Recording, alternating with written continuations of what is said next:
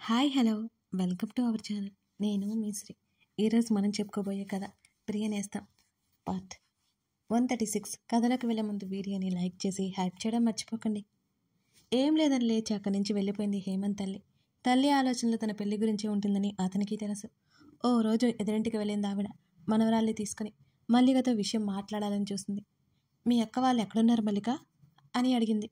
ప్రవర్తిక కనిపించకపోవడంతో ఆవిడ బయట ఏదో చిన్న పని ఉందని అక్క బావ వెళ్ళారు, ఇంకాసేపట్లో వచ్చేస్తారు అని చెప్పి రక్ష ఆడుకుంటుంటే గమనిస్తుంది మల్లిక. మల్లిక, నీకు పెళ్లి సంబంధాలు చూస్తున్నారా? అసలు అనుకోని ఆ మాటలకి మల్లిక ఆశ్చర్యంగా చూస్తుంది. ఆమెకేం చెప్పాలో అర్థం కాలేదు. తప్పుగా అనుకోవద్దు తల్లి, నీతో ఒక మాట చెప్తాను, మొదట విను అని అంటూ ఆమె కొంచెం కంగారు పడింది. ఏమైందండి, ఎందుకలా అయిపోతున్నారు అని అంటూ పక్కనే ఉన్న వాటర్ బాటిల్లో వాటర్ అందించింది ఆవిడకి. ఆమె మంచినీళ్ళు తాగి కాస్త సందేహపడింది. నేను చూస్తే నాకు ముచ్చట వేస్తుంది, నాకు కోడలుండేది హనీ తల్లి అని అంటూ ఆవిడ గురించి మొత్తం చెప్పసాగింది ఆమె. అదంతా ఇదివరకే తెలుసుకున్న మల్లికాకి ఇంకా కొన్ని విషయాలు తెలిసాయి హనీ తల్లి గురించి. కళ్ళు వెడల్పు చేసి మరీ చూస్తోంది. ఆమె కళ్ళు తుడుచుకుని బాధతో తన కొడుకు జీవితం తలుచుకుంటేనే ఆమెకి వణుకు పుడుతోంది. మల్లిక ఆమె చేతులను పట్టుకుని ఓదార్చసాగింది. ఇప్పుడు నా కొడుకు తనకి విడాకులు ఇచ్చాడు. వాడికి ఆ పెళ్లి మీద విరక్తి పెంచుకున్నాడు. అమ్మాయిలు అంటేనే ఒకలాంటి విరక్తి వచ్చేసింది వాడికి. నేను చూస్తుంటే నా కొడుక్కి తగ్గట్టు అనిపిస్తున్నావు తల్లి, నా కొడుకుని పెళ్లి చేసుకుంటావా? ఆవిడ అడిగిన ఆ మాటలకి మల్లికకి షాక్ కొట్టినట్టు అనిపించింది. అలాగే కళ్ళు మరింతగా వెడల్పు చేసుకుని చూడసాగింది మల్లిక. నా కొడుకు చాలా మంచోడు తల్లి, నేను బాగా చూసుకుంటాడు. వాడికి బిజినెస్లు ఉన్నాయి, ఆస్తులు ఉన్నాయి, కానీ మనశ్శాంతి మాత్రం లేదు. వాడికి పెళ్ళైంది అనే ఒక్క విషయం తప్పితే వాడిని వంకపట్టడానికి ఏమీ లేదు తల్లి. నీకు హనీ అడ్డైతే చెప్పు, దాన్ని నేను తీసుకెళ్ళిపోతాను. నువ్వు నా కొడుకుతో సంతోషంగా బ్రతకొచ్చు. ఇక్కడ మీ అక్క ఉంది కదా, నీకేం ఇబ్బంది ఉంటుందో అనుకుంటాను. నీకేమైనా అనుమానాలుంటే మా ఇల్లు, మా ఆస్తులు, మేము ఎలాంటి వాళ్ళమో ఎంక్వైరీ చేయించుకోవచ్చు అని అంటూ తన చేతులు పట్టుకున్న మల్లిక చేతులను తిరిగి పట్టుకుని, నిజంగా చెప్తున్నాను, హనీని నేను తీసుకెళ్ళిపోతాను. రేపటి రోజున మీకు పిల్లలు పుట్టినా సరే హనీ నా దగ్గర పెరుగుతుంది. అది పెద్ద అయ్యేసరికి నేను బ్రతుకుంటానుగా, మీకు అడ్డు రాకుండా నేను పెంచుకుంటాను దాన్ని అని ఆవిడ ఆదుర్దాగా కళ్ళ వెంట నీళ్లు పెట్టుకుని మాట్లాడుతుంటే మల్లికాకైతే నోట మాట రాలేదు అసలు. ఆవిడ గొంతులో ఆవేదన, కొడుకు గురించి దిగులు స్పష్టంగా కనిపిస్తున్నాయి. ఎంతసేపటికి తన కొడుకు సంతోషం కోసమే ఆమె చూస్తోంది. తొందర ఏం లేదు, ఆలోచించుకొని చెప్పు మల్లిక. నువ్వు ఒప్పుకుంటే మీ ఇంట్లో వాళ్ళు కూడా ఒప్పుకుంటారు. నువ్వు ఒప్పుకుంటే చాలు, నేను వాళ్ళని ఒప్పిస్తాను. నా కొడుకుని 4-5 నెలల నుంచి చూస్తున్నావు కదా, ఎలాంటోడో నీకు అర్థమయ్యే ఉంటుంది కదా. ఒడ్డు పొడుగు బాగానే ఉంటాడు కదా. ఆమె ఎలాగైనా మల్లికని కోడలుగా తెచ్చుకోవడానికి ప్రయత్నం చేస్తూనే ఉంది. మల్లికకు అసలు ఏం చెప్పాలో కూడా అర్థం కానట్లేదు. ఒకలాంటి సందిగ్ధతలో పడిపోయింది. వెంటనే చేతులు వెనక్కి లాక్కుంది మల్లిక. నాకేం తెలియదండి, ఆమె భయంగానే చెప్పింది. చెప్పాను కదమ్మా, హనీ మీకు అడ్డు రాదని. మీ అభిప్రాయం చెప్పు తల్లి, మీ ఇంట్లో నేను మాట్లాడతాను అని ఆమె ఆశగా చూస్తోంది. ఇప్పుడు నేనేం చెప్పలేనండి, నాకేం తెలియదు మల్లిక కంగారుగా అన్నది. ఇప్పుడు కాదమ్మా, ఆలోచించుకొని చెప్పు.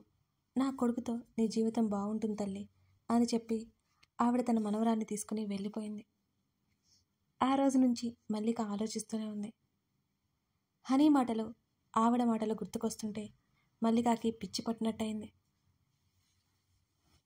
ఆవిడ అలాగా అడగడం, ఏడవడం గుర్తుకొస్తుంటే మల్లిక మనసు నీరైపోతున్నట్టుగా ఉంది.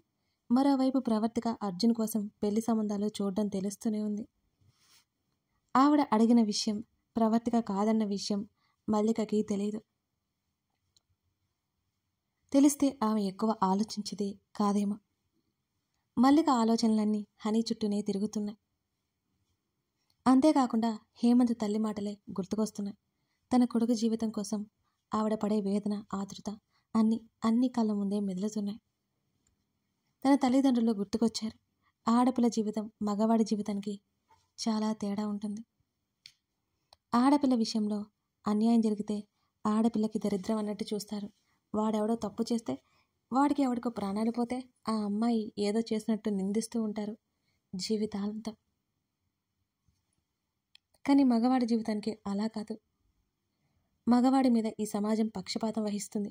మగవాడి మీద జాలి చూపిస్తుంది. మగవాడు ఒంటరిగా బ్రతకలేడంటుంది. మరి ఆడదెలా బ్రతుకుతుంది? ఆడపిల్ల కూడా అతనిలాగే కదా పుట్టింది. మరి ఆడపిల్ల ఒంటరిగా ఎలా బ్రతుకుతుంది?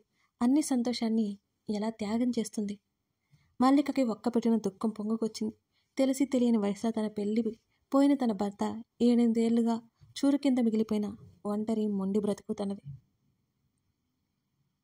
ప్రవర్తిక గనుక ఇక్కడికి రప్పించకపోయి ఉంటే తన జీవితం ఇక జీవితాంతం వింతేనేమో. హాల్లో లైట్ ఆఫ్ చేసి వెళ్ళిపోతున్న ప్రవర్తికకి ఏడుస్తున్న సౌండ్ వినిపించగానే ఆమె లైట్ ఆపలేదు. అది మల్లిక గొంతని అర్థమవుతుంటే గబుక్కున వెళ్ళింది ప్రవర్తిక. మల్లిక దిండిలో ముఖం దాచుకుని ఏడుస్తోంది. అది చూసి ప్రవర్తిక విస్తుపోయి గబాలన దగ్గరికి వెళ్ళింది. మల్లిక ఏమైంది అని అంటూ భుజాలు పట్టుకుని పైకి లేవదీసింది ప్రవర్తిక. ప్రవర్తికని ఊహించుకుని మల్లిక ఉలిక్కిపడి గబుక్కున ఏడుపాపేసింది. ఏం లేదక్క, ఏం లేదు అని అంటూ గబగబా కళ్ళు తుడుచుకుని నవ్వడానికి ప్రయత్నం చేసింది మల్లిక. డీమ్ లైట్ వెలుతుర్లతో మల్లిక కన్నీరు మెరుస్తూ కనిపించాయి ప్రవర్తికకి. మల్లికని దగ్గరికి తీసుకుని కాసేపు ఏం మాట్లాడలేదు ప్రవర్తిక. ఇప్పుడు చెప్పవే ఏమైంది అని కాసేపు తర్వాత అడిగింది. మల్లికకి ఏడుపు ఉధృతి తగ్గింది. అన్నీ గుర్తుకొస్తున్నాయక్క, ఎట్టకేలకు చెప్పింది మల్లిక. నీకే తెలియని వయసులో నీ జీవితం నీ చేతుల నుంచి జారిపోయింది మళ్ళీ. అందులో నీ తప్పు ఏముందని నువ్వు బాధపడుతున్నావు. ఇప్పుడు నీ జీవితాన్ని నువ్వు సరిచేసుకునే సమయం. ఇంకా నీ గతాన్ని తలుచుకుంటూ ఇలాగే ఉంటావా? నీ గతాన్ని మర్చిపోయి నువ్వు భవిష్యత్ని సంతోషంగా స్వీకరించాలి. మల్లిక గడ్డం పట్టుకుని నచ్చ చెప్పే ప్రయత్నం చేస్తోంది ప్రవర్తిక. మల్లిక అలాగే అన్నట్టు తల ఊపింది. అలాగే అంటావు, మళ్ళీ ఏడుస్తావు, బాధపడతావు. నువ్వు ఇక ఏడవలసిన పని లేదు. నీకోసం కొత్త జీవితం ఎదురు చూస్తుంది మళ్ళీ. అందమైన జీవితం నీకోసం సిద్ధంగా ఉంది. మీ బావగారు ఒక సంబంధం చూశారు. అతను అన్ని విధాలుగా నీకు సరైనవాడు. నీ మొదటి పెళ్లి గురించి కూడా అతనితో చెప్పావు. అతనికి నువ్వు బాగా నచ్చావు. అతను కదంతా పట్టింపు లేదని కూడా చెప్పాడు. నిన్ను పెళ్లి చేసుకోవడానికి నిరభ్యంతరం లేదని, నీ ఇష్టం కూడా తెలుసుకోవాలని అతను అనుకుంటున్నాడు. మరో 2 రోజుల్లో నీకు పెళ్లి చూపులు ఉంటాయి. పెళ్లి చూపుల గురించి కలలు కను, అంతేగాని జరిగిపోయిన వాడిని గురించి కాదు, సరేనా? ప్రవర్తిక చెబుతుంటే మల్లిక గుండె జల్లుమంది. ఆమెకెందుకో హేమంత్ గుర్తొచ్చాడు. తెలియకుండానే హేమంత్ని తన భర్తగా అనుకుంటుందా ఏంటి కొంపదీసి? తన సంతోషం కోసం పరితపిస్తున్న తన అక్కాబావల మాటలను తను త్రోషిపుచ్చలేదు. లేదు, తన అక్క బావ తనకి ముఖ్యం. ఇంకేం ఆలోచించకుండా పడుకో, సరేనా అని ప్రవర్తిక అడుగుతుంటే ఇంకేం ఆలోచించనక్క, అప్పుడు అలా గుర్తుకొచ్చింది అని మల్లిక కళ్ళు తుడుచుకుంది. సరే పడుకో మరి, రేపు గుడికి వెళ్దాం, సరేనా? మల్లిక చెంపతట్టి అక్కడి నుంచి గదిలోకి వచ్చింది ప్రవర్తిక. బాల్కనీలో కూర్చుని రక్షని గుండెల మీద వేసుకుని కూతురు నిద్రపోతుంటే మరొక చేతిలో ఫోన్ పట్టుకుని చూస్తున్నాడు అర్జున్. ఇంకా మీరు ఇక్కడే ఉన్నారా అంటూ కూతుర్ని ఎత్తుకుని తీసుకెళ్లి లోపల పడుకోబెట్టింది. అతని చెయ్యి చాపగా అతని ఒడిలో కూర్చుంది ప్రవర్తిక. మల్లిక విషయం అతని దగ్గర ప్రస్తావించలేదు. మల్లిక ఫీలింగ్ తను అర్థం చేసుకోగలదు. అర్జున్ గుండెల మీద తలవాల్చింది ప్రవర్తిక. ఆమె చేతిని తీసుకుని ముద్దు పెట్టుకుని, నిద్ర పట్టలేదా మీకు అని అడిగాడు. ఇంకా రాలేదు అంటూ మరొక చెయ్యి అతని చెంప మీదకు చేర్చింది ఆమె. ఇంకో చేత్తో అతని చేతిని పట్టుకుంది. ఆ పెళ్లి కొడుకుతో మాట్లాడారా అని అడిగింది. మాట్లాడాను. తన ఇంట్లో వాళ్ళని తీసుకుని 2 రోజుల్లో వస్తాను అని కూడా అన్నాడు. ఆమె జుట్టు సరిచేస్తూ ఆమె చెంపల మీద ముద్దు పెట్టుకుంటూనే అన్నాడు అర్జున్. ఆమె చెయ్యి అక్కడ లైట్ స్విచ్ ఆఫ్ చేసింది. అతని పెదవులు ఆమె పెదవులతో ముడిపడ్డాయి. ఆమె ముఖమంతా అతని పెదవులు ముద్రలో నిండుకున్నాయి. ఆమె పరవశంగా అతనికి అంటుకుపోయినట్టు కూర్చుంది. ఆమె చీరపట పిన్ తీస్తుంటే గబుక్కున అతని నుంచి విడిపించుకుని నవ్వేస్తూ లోపలికి పరిగెత్తింది. మరో 5 నిమిషాల్లో అతని చేతుల్లో బందీ అయిపోయింది. ఆమె కంఠం మీద ముద్దు పెట్టుకుంటూ ఆమె హృదయంలో ముఖం దాచుకున్నాడు అతను. ఆమె పెదవులు అతని పనులకి అతని పేరుని అస్పష్టంగా పలుకుతున్నాయి. ఆమె నడుము వంపు మీద ముద్దు పెట్టుకుంటూ ఎవరు నీకు ఒక పాప ఉందని అంటే నమ్మరు తెలుసా? అతను తన్మయత్వంగా ముద్దాడుతూ చెప్తుంటే ఆమె మరింత పరవశంగా కళ్ళు మూసుకొని అతని తలని తన హృదయం మీదకి లాక్కుంది. ఎందుకు అనుకోరు? ఆమె అతని నుదుటి మీద ముద్దు పెట్టుకుంది. ఆమె చీర పవిట పూర్తిగా పక్కకు జారిపోయింది. అనుకోరు, అంత నాజుగ్గా ఉన్నావు అంటూ ఆమె పెదవులను అందుకొని ప్రణయపు యుద్ధానికి శ్రీకారం చుట్టాడు అతను. ఆ రాత్రి వారిద్దరి మధ్య మెల్లిగా కరిగిపోసాగింది. మరునాడు మల్లిక, ప్రవర్తిక ఇద్దరు గుడికెళ్లారు. అదే గుడికి హేమంత్ తల్లి కూడా వచ్చింది. పోయినసారి ఆమెతో తను కాస్త గట్టిగా మాట్లాడినట్టు అనిపించడంతో ప్రవర్తిక ఈసారి స్వయంగా పలకరించి పక్కన కూర్చోమన్నట్టు చూసింది. ఆమె పెళ్లి విషయం మాట్లాడకుండా చాలా మామూలుగా మాట్లాడుతుంటే ప్రవర్తిక రిలాక్స్ అయింది. మల్లిక మాత్రం ఏదో ఆలోచిస్తూ కూర్చుంది. కాసేపటికి హేమంత్ అక్కడికి వచ్చాడు. మల్లిక అతని వైపు చూసి వెంటనే ముఖం తిప్పేసుకుంది. అమ్మా, ఇక వెళ్దామా అని అతను అడుగుతుంటే, వెళ్ళి స్వామికి దండం పెట్టుకుని ఈ ముడుపు తీసుకెళ్ళి చెట్టు దగ్గర కట్టేసిరా అని కొడుక్కి ఆర్డర్ వేసింది. నాకు ఇలాంటివి పెట్టొద్దని నీకు ఎన్నిసార్లు చెప్పాలి? హేమంత్ విసుక్కున్నాడో తల్లి మీద. నువ్వు ఇప్పుడు నేను చెప్పినట్టు వెళ్ళలేదనుకో, నేను ఇక్కడి నుంచి కదలను, ఆవిడ సీరియస్గా చెప్పింది. హేమంత్కి చాలా అసహనంగా ఉంది. నాకు అదంతా తెలియదమ్మా, అతను చిరాకు అణుచుకుంటూ చెప్పాడు.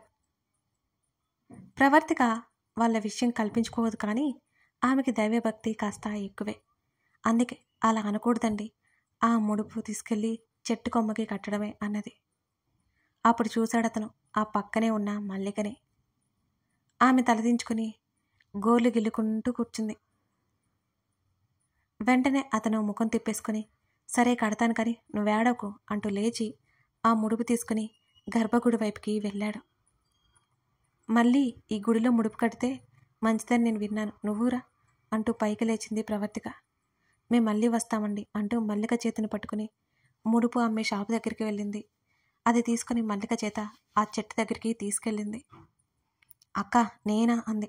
అవును, నీకు ఏ ఆటంకం లేకుండా పెళ్లి జరగాలని కోరుకో, మంచి భర్త రావాలి నీకు, వెళ్ళి కట్టు ప్రవర్తిక పురమాయించడంతో